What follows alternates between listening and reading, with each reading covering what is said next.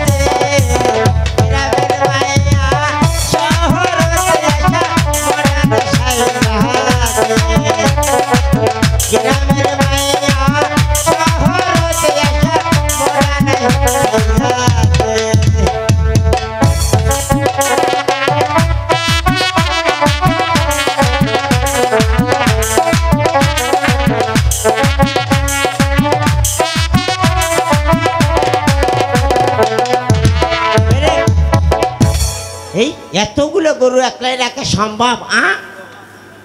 আরে আই হারামজাদা, আজকে তোর সঙ্গে কথাই বলবো না। হ্যালো,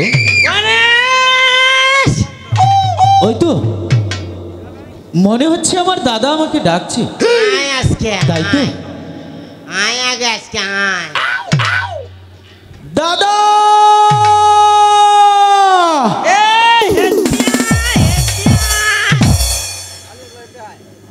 গণেশ হেতিয়া, আমি তো গো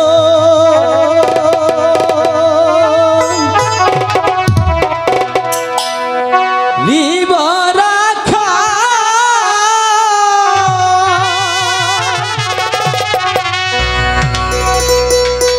মাঠে মাঠে ঘুরি বাঁশরি চাহিয়া পালের গরু বাছু রাখি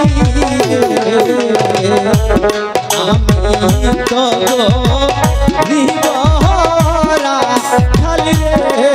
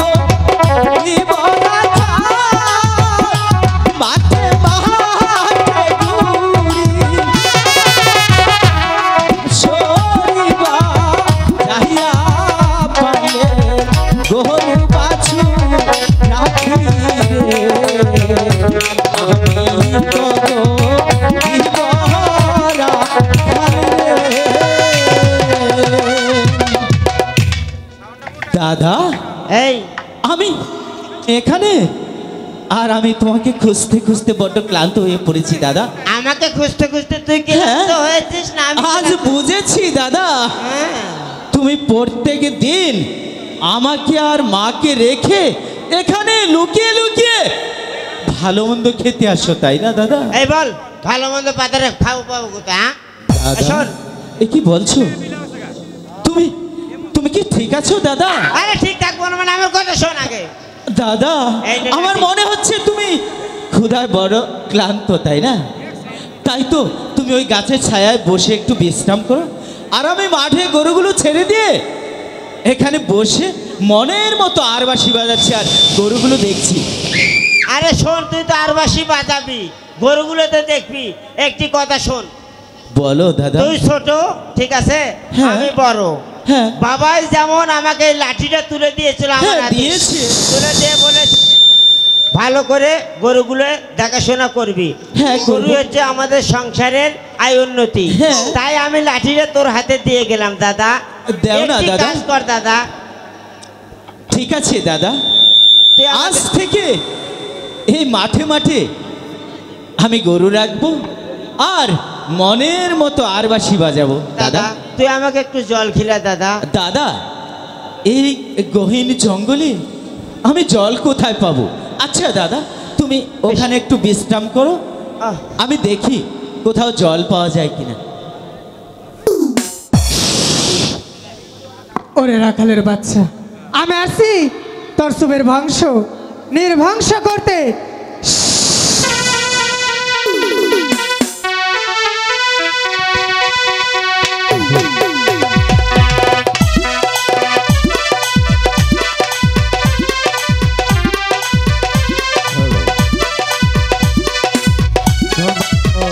ভাইও বন্ধুরা,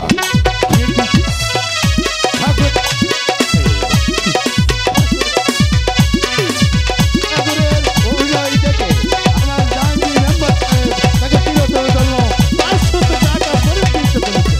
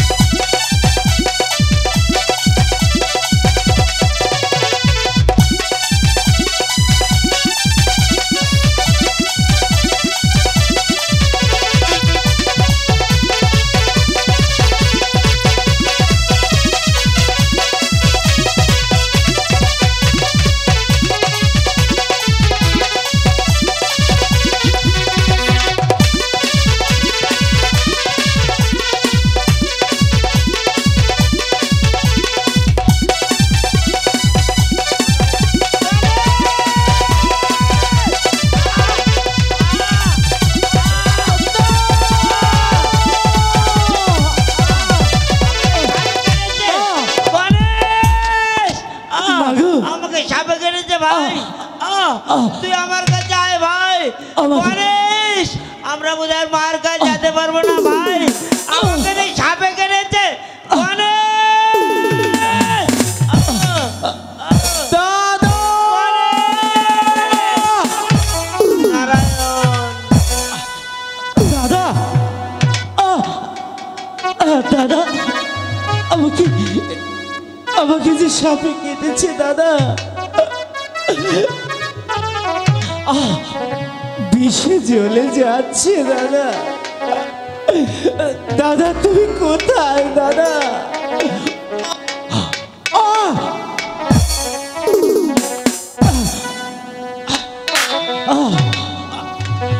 দাদা, এ দাদা, কথা বলো দাদা। এ দাদা, আমি আমি জানি দাদা, তুমি আমার সাথে অভিমান করে এখানে ঘুমিয়েছো দাদা। দাদা, একটি বার কথা বলো দাদা। দাদা, দেখো দেখো, তোমার ছোট ভাই কার্তিককে সাপে দংশন করেছে দাদা, বিষে জ্বলে যাচ্ছে দাদা। তুমি একটি বার কথা বলো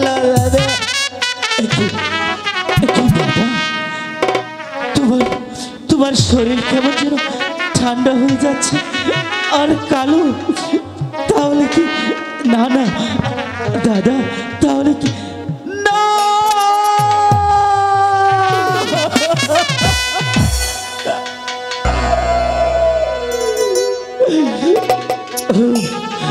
ভগবান, একে মন অপরাধ করেছে ঠাকুর, আমাদেরকে সামনে দিয়ে দর্শন করালে।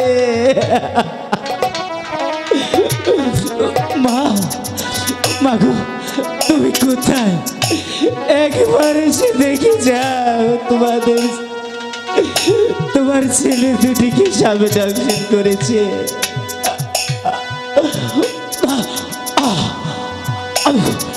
আমি পারছি না মা, বিষে জ্বলে যাচ্ছে।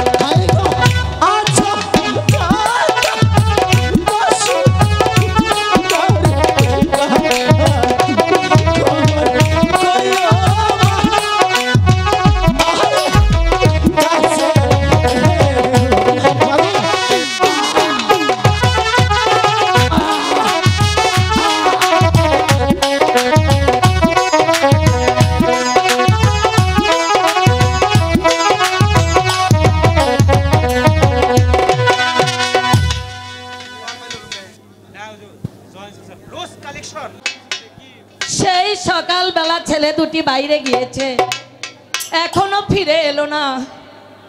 আমার কাছে ভাত চেয়েছিল, আমি যে ওদেরকে ভাত দিতে পারিনি ঠাকুর, কিন্তু কেন দিতে পারিনি সেই কথা আমার সন্তানেরা বুঝতে চাইল না।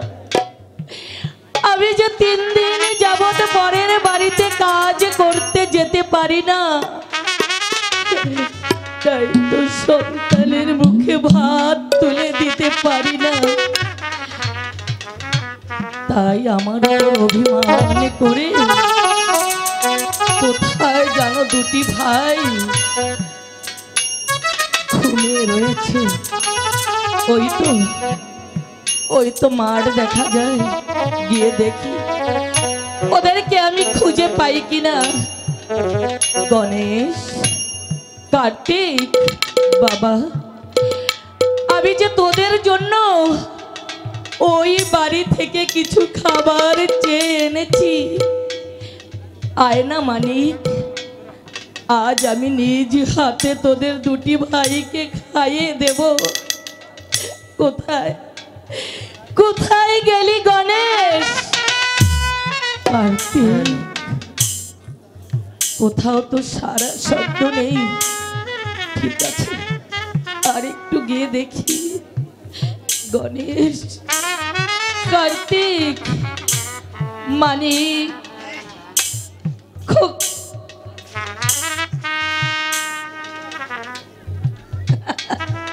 দেখেছো ভারী দুষ্ট হয়েছে দুটি ভাই, একদম দুষ্ট হয়েছে। এই মায়ের সাথে কি অভিমান করতে আছে? মা যে তোদের জন্য খাবার এনেছে। বুঝতে পেরেছি, এক ভাই এখানে ঘুমিয়ে রয়েছিস, আর এক ভাই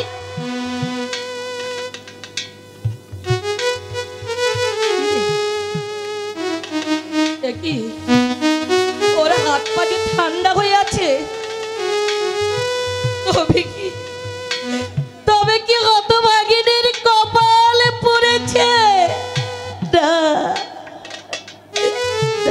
বিধাতা না, এত বড় শাস্তি তুমি আমাকে দিতে পারো না। কিছুতেই না, কিছুতেই না। মানিক রে, কথা বলে না মানিক। এই মানিক,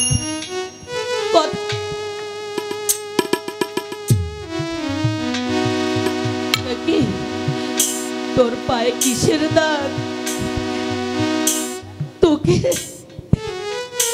কে দংশন করেছে? তাই তো, তাই হতভাগিনীর কপাল পুড়েছে।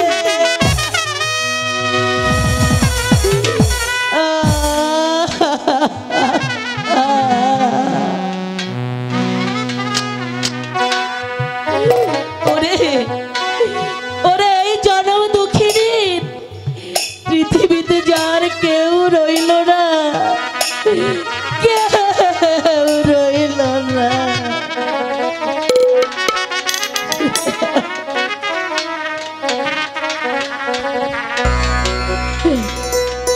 আমার কেউ রইল না রে।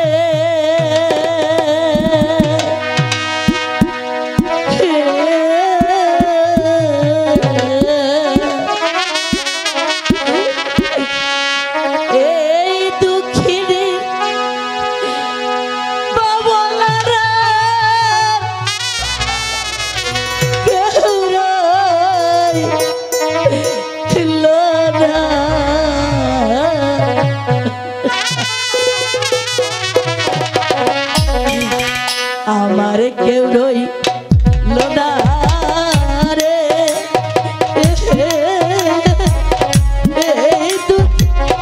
মা বলার কেউ রইল না।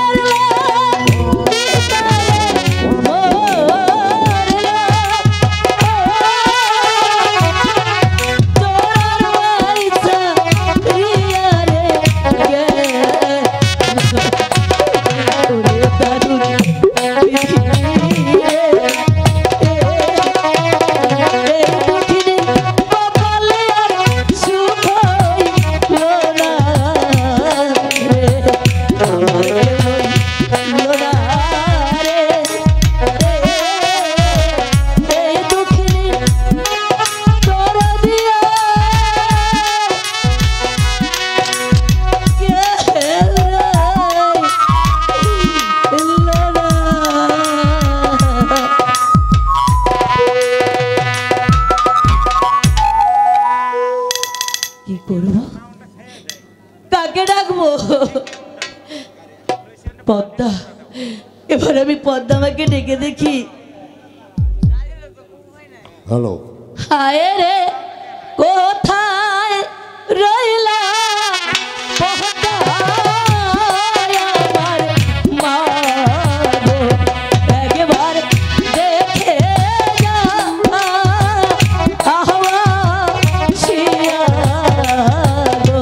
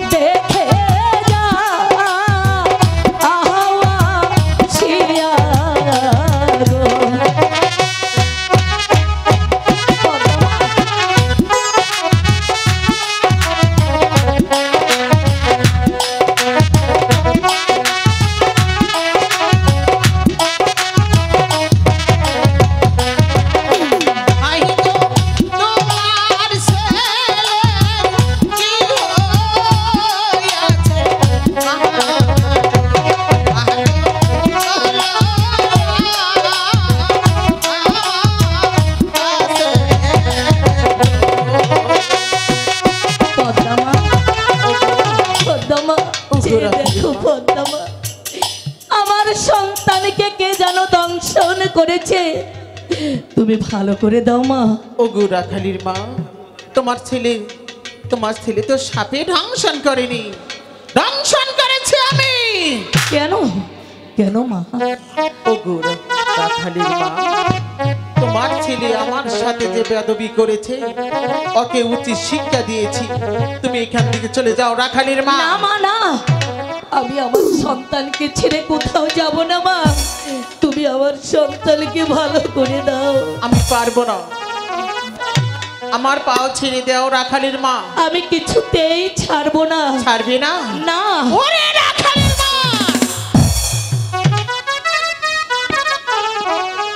মারো মারো মাগো, তুমি আরো 1000টা লাথি আমার গায়ে মারো, তবু আমার সন্তানকে ফিরিয়ে দাও মা। ও গো রাখালির মা, উঠো রাখালির মা।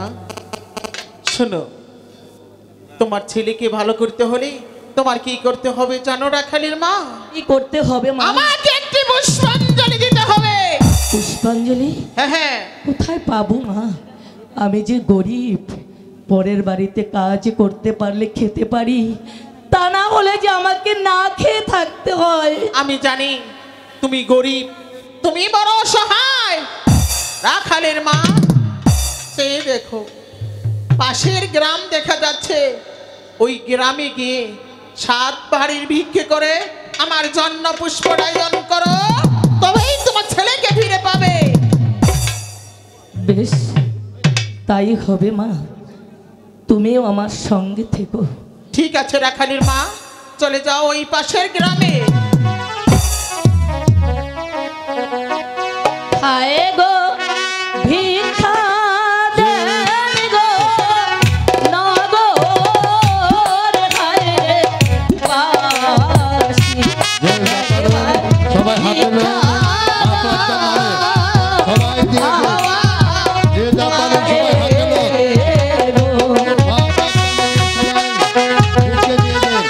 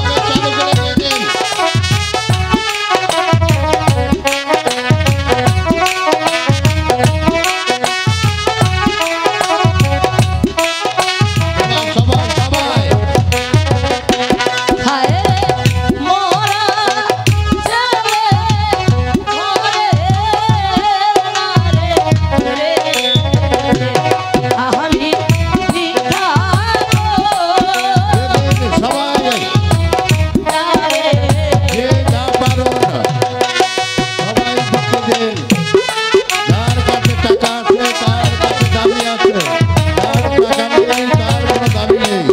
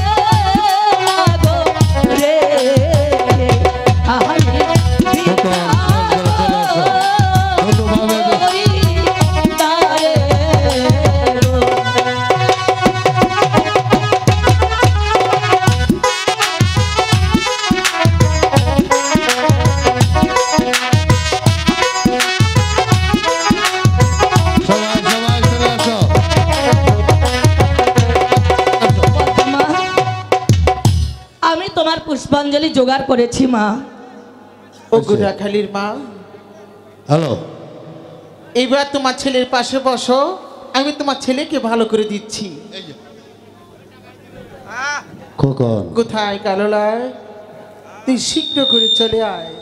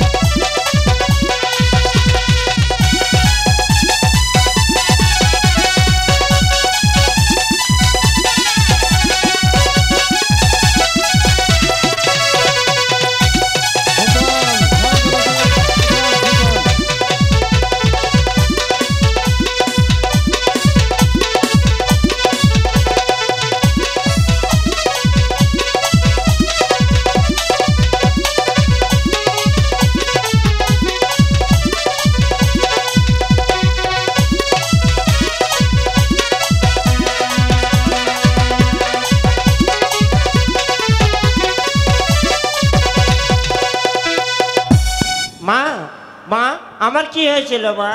তুই এখানে ঘুমিয়েছিলি, তোর ভাই করে নাই। গো দাদাকে তো আমি দেখতে পারি নাই মা। ওই চেয়ে দেখ তোর সম্মুখে কে দাঁড়িয়ে আছে। কে মা উনি? তুই গিয়ে দেখ উনি কে। কে মা তুমি? শোনো রাখাল, আমি কে? আমি হলাম পদ্মা দেবী। ও ওনার কাছে ক্ষমা চেয়ে নে, তুই অনেক বেয়াদবি করেছিস। ঠিক আছে পদ্মা দেবী, তুমি আমাকে ক্ষমা করে দাও মা।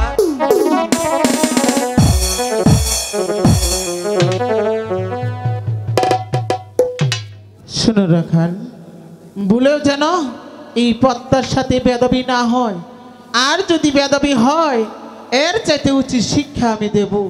না মা, আর কখনো বেয়াদবি করবে না। তাহলে এবার আমি আসি মা। ঠিক আছে রাখালের মা, বেশ। বিদায়।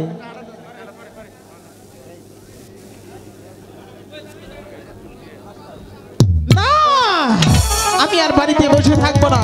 আমার ভিতর কথা মতো আমি এখনই চলে যাব ওই চম্পাইনগর চন্দ্র সদাগরের বাড়িতে।